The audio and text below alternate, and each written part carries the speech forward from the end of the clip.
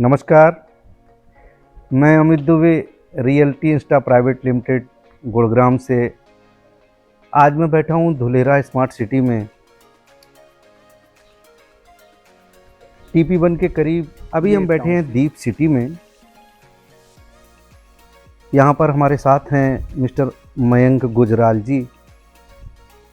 मयंक जी, मैं जानना चाहता हूँ कि आपकी जो दीप सिटी टाउनशिप है, कब से यहाँ पर कब से डेवलपमेंट चल रहा है, इसके बारे में कुछ बताएं।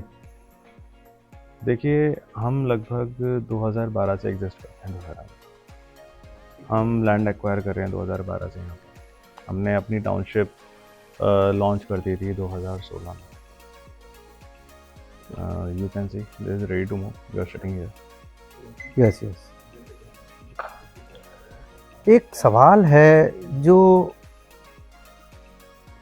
आम तौर पर सभी निवेशकों के दिमाग में है, जो लोग दिल्ली में रहते हैं, NCR में रहते हैं, गुड़गांव में हैं या नोएडा में हैं, कहीं पे हैं, उन लोगों के दिमाग में अक्सर से ये सवाल चलता है कि प्लीज़ चाय लीजिए। यस, कि धुलेरा तो बहुत दूर है, मैं वहाँ पर निवेश क्यों करूँ?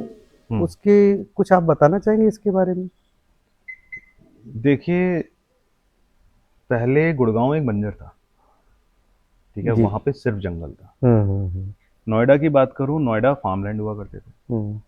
दुबई की बात करूँ, दुबई रेगिस्तान था। कितने लोग वहाँ रहते थे? आपके हिसाब से कितने लोग रहते थे वहाँ पे? कोई नहीं रहता था सर। हाँ, सब खाली था ज़्यादातर। ये लोग कौन है? एक इकोसिस्टम आया पहले पूरा, उसके बाद फिर एम्प्लॉयमेंट मिला, लोगों ने वहाँ पे रहना शुरू किया, रिहाइश बढ़ी, उसके हिसाब से रेट्स बढ़े और एवरीथिंग विल रन अकॉर्डिंगली।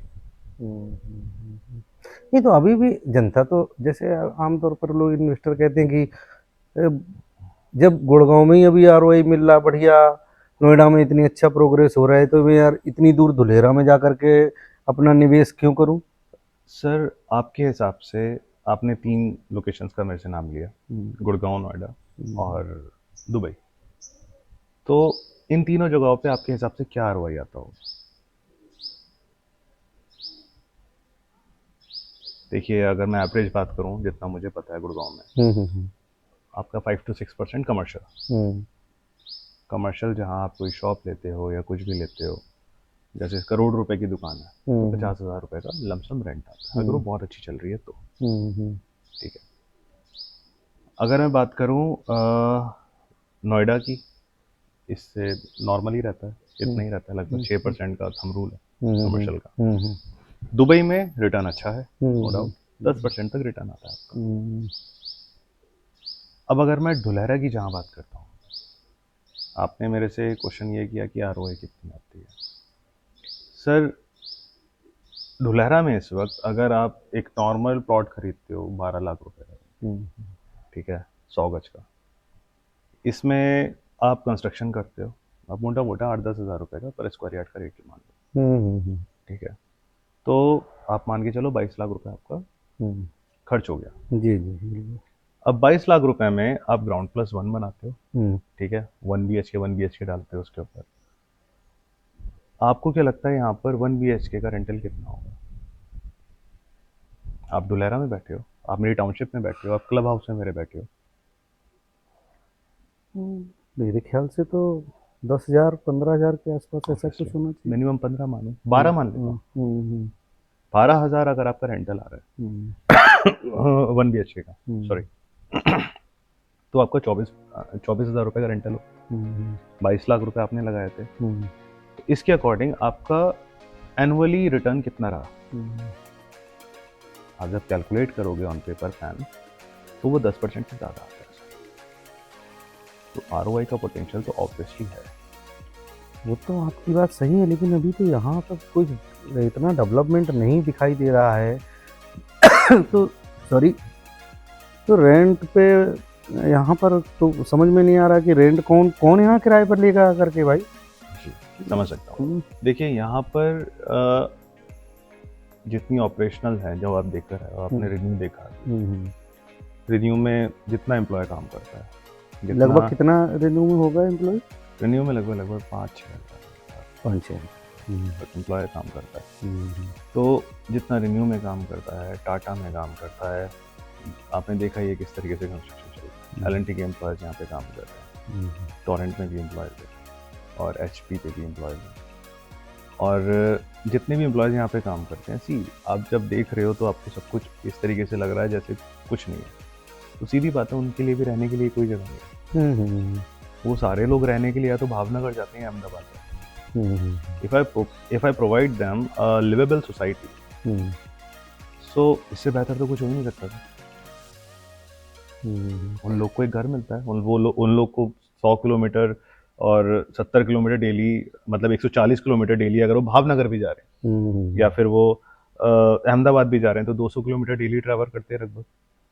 अभी यहाँ रेन्यू यहाँ से अपने यहाँ से कितनी दूरी है अपनी टाउनशिप से? सर रेन्यू अपने यहाँ से लगभग 12 किलोमीटर दूर। 12 किलोमीटर दूर है। एक बात और है मयंक जी, बहुत जनता के दिमाग में, जो आम जनता है, छोटे हैं, निवेशक हैं, उनके दिमाग में एक डर रहता है कि धोलेरा स्कैम, कहीं मेरा पैसा कोई गलत जगह ना फंस जाए, ऐसा तो नहीं कोई बिल्डर्स कागज़ों पे बेच के चला जाए या मेरा पैसा लेके चला जाए, जैसा कि पिछला हुआ है, तो न्यूज़ में लोगों ने सुना है। तो फिर वो दोबारा कैसे मन बनाए कि आपके यहाँ टाउनशिप में उन्हें क्या ऐसा सिक्योर, क्या आप बताएंगे कुछ?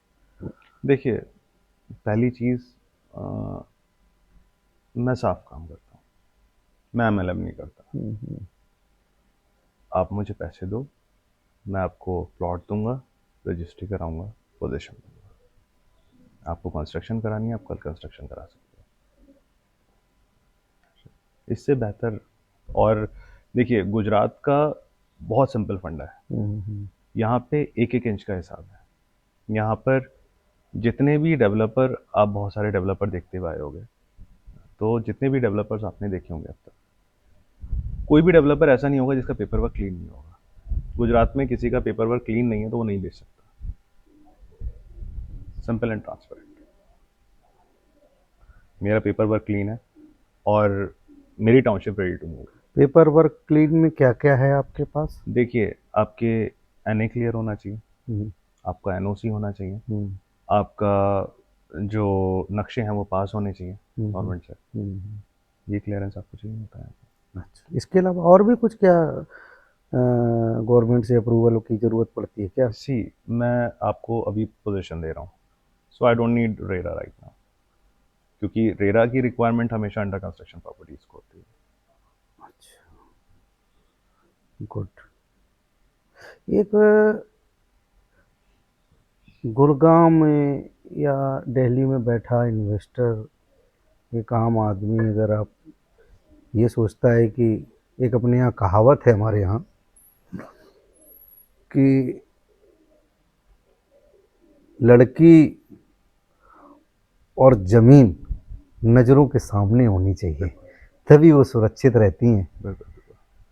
ऐसा हमारे यहाँ कहावत है। आपने मेरे से, तो लोगों के दिमाग में ये रहता है कि मैं रहूँगा दिल्ली में और मेरी ज़मीन गुजरात में, सुरक्षित कैसी रहेगी? कुछ आपने मेरे से दिल्ली की बात करी। मेरे सबसे ज़्यादा जो प्लॉट खरीदते हैं लोग, वो दिल्ली NCR के लोग हैं। दिल्ली NCR, दुबई, नोएडा, ये लोग बहुत खरीदते हैं, चेन्नई। उसका रीज़न मैं आपको बताता हूँ सर। इन लोगों ने अपनी आंखों के सामने अपॉर्चुनिटीज़ मिस करी। कैसी अपॉर्चुनिटी? जैसे गुड़गांव में मिस करी। गुड़गांव में जो 1990s में लगभग 400-500 रुपए का जोड़, ठीक है, वो आज के टाइम पे लगभग 6 लाख 7 लाख रुपए का। तो वो जो अपॉर्चुनिटीज़ उन्होंने मिस करी हैं, जो नोएडा में अपॉर्चुनिटीज़ उन लोगों ने मिस करी, जो दुबई में अपॉर्चुनिटीज़ उन लोगों ने मिस करी, they don't want to miss now. उन्हें अच्छे से पता है क्या पोटेंशियल होता है एक इकोसिस्टम का जब पूरी दुनिया की निगाह एक शहर पे होती है, जब एशिया का सेकंड लार्जेस्ट एयरपोर्ट कहीं पे डेवलप हो रहा होता है और इतनी तेज़ी से हो रहा होता है, जब पहली सेमीकंडक्टर फैक्ट्री जहाँ पे लग रही होती है हिंदुस्तान की, जिसकी कैपेसिटी की अगर मैं बात करूँ तो 300 करोड़ चिप्स एनुअली प्रोडक्शन। कब से ये प्रोडक्शन है सर? जहाँ तक अनाउंसमेंट की आप बात, अगर आप बाकी की न्यूज़ भी देखोगे तो वहाँ पे अनाउंसमेंट हो चुका है कि 2026 के लास्ट तक पहली मैन्युफैक्चरिंग हो जाएगी चिप की। अच्छा अच्छा। एयरपोर्ट में आज गया था, सुनने में आया कि अगले महीने जो उसकी पहली कार्गो फ्लाइट है वो फ्लाई करेगी। काम तो वहाँ तेजी से चल रहा है, लेकिन उन्होंने अंदर जाने नहीं दिया, सिक्योरिटी रीजंस कुछ जो भी हो, तो मैं कुछ उसको विशेष देख नहीं पाया। तो क्या सच्चाई है एयरपोर्ट की डेवलपमेंट की? एयरपोर्ट का काम बहुत तेजी से चल रहा है, नो डाउट। मैंने कहीं भी किसी भी एयरपोर्ट का इतनी तेजी से काम चलते हुए नहीं देखा। Reason Commonwealth game, all over world को हम दिखाना चाहते हैं कि इस टाइप का भी शहर बच सकता है हिंदुस्तान में। That we want to show to all over the world, क्योंकि पहले ही लॉन्च होने से पहले ही ये शहर एक प्लैटिनम रेटेड सिटी बन चुका है। तो उस हिसाब से उसको डेवलप करने में अगर हम, गवर्नमेंट को ये बात अच्छे से पता है, they guys are pushing very well. तो कॉमनवेल्थ अहमदाबाद में है, तो वहाँ तो एयरपोर्ट है ऑलरेडी, तो इसके डेवलप करने की क्या रीजन है भाई? मैं समझा नहीं। कॉमनवेल्थ गेम अहमदाबाद में होने वाले हैं, तो एयरपोर्ट तो अहमदाबाद में। क्या अहमदाबाद का एयरपोर्ट एशिया का सेकंड सबसे बड़ा एयरपोर्ट है? नहीं, वो आप तो धुलेरा है, आप धुलेरा कहाँ से आए? अहमदाबाद से। अहमदाबाद से। और अहमदाबाद का एयरपोर्ट एशिया का सेकंड सबसे लार्जेस्ट एयरपोर्ट नहीं है। Dholera international airport is going to be the second largest airport of Asia, right? जब कोई अहमदाबाद आता है, जब एक ऐसी सिटी है जो ऑल ओवर वर्ल्ड बहुत ज़्यादा मशहूर हो चुकी है डेवलप होने से पहले, तो क्या आप उस सिटी में नहीं जाओगे? अगर आप सपोज आप आ रहे हो यूएस से, आप आ रहे हो ओलंपिक्स के लिए नीदरलैंड से, चाइना से और जापान से, तो आप अहमदाबाद जब आ रहे हो तो क्या आप 100 किलोमीटर आगे नहीं आओगे देखना? जिसका आपने पहले नाम सुना है, क्योंकि इससे पहले जापान और ताइवान में ही सेमीकंडक्टर्स होते थे, उसके बाद फिर मैन्युफैक्चरिंग हिंदुस्तान में हो रही है, तो why don't you want to see that just 100 kilometre away from that place? अभी सुनने में आया है कि कल अदानी ग्रुप ने इसमें 3 लाख करोड़ रुपए का निवेश कुछ किया है। जी, वो तो उसका क्या आने वाले साल 2 साल में क्या इसका इस जो निवेश का कुछ रियल एस्टेट के प्राइस पे कोई आरओआई पे कोई फर्क पड़ने वाला है क्या? ऑब्वियसली देखिए, ये तो कंटिन्यूसली हो ही रहा है। Not talking about Adani, I am not talking about कि खाली हमारे लोकल इन्वेस्टर्स ही नहीं, ऑल ओवर वर्ल्ड से लोग पैसे लगा रहे हैं। अच्छा। आप न्यूज़ में पढ़ते ही रहते होगे, जापान ने $68 बिलियन इन्वेस्ट करने का अनाउंसमेंट किया था। पार्ट ऑफ इट $11 बिलियन वो लोग आपके रेल पे भी, जो फास्टेस्ट रेल है उस पर भी इन्वेस्ट कर रहे हैं। पार्ट ऑफ इट ईवी पे भी, ईवी व्हीकल्स पे भी वो लोग इन्वेस्ट कर रहे हैं वहाँ पर। तो ऐसे तो इन्वेस्टमेंट्स हो ही रहे हैं, लगातार हो रहे हैं धुलेरा में। आप एक महीना ऐसा बता दो जहाँ पर धुलेरा हाईलाइट में ना रहा हो इतने सालों में, और डेवलपमेंट बहुत तेजी से हो रहा है, बहुत ज़्यादा तेजी से हो रहा है। अगर मैं पिछले 3-4 साल का फ्लो चार्ट निकाल के देखूं, तो इतनी तेजी से डेवलप होता हुआ शहर मैंने तो कभी नहीं देखा। अगर आपने देखा हो तो आप बताओ।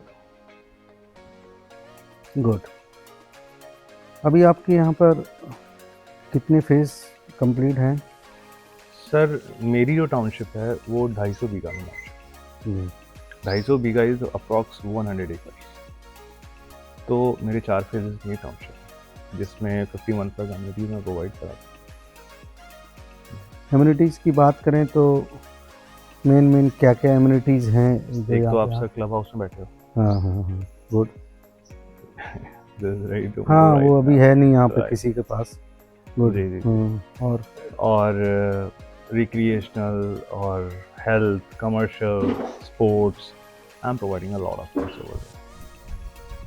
प्लॉट साइज अभी अपने क्या क्या रखे हैं? देखिए लगभग मेरा 100 गज से 60 गज से स्टार्ट होकर आपका 1100 गज तक सारे साइजेस हैं।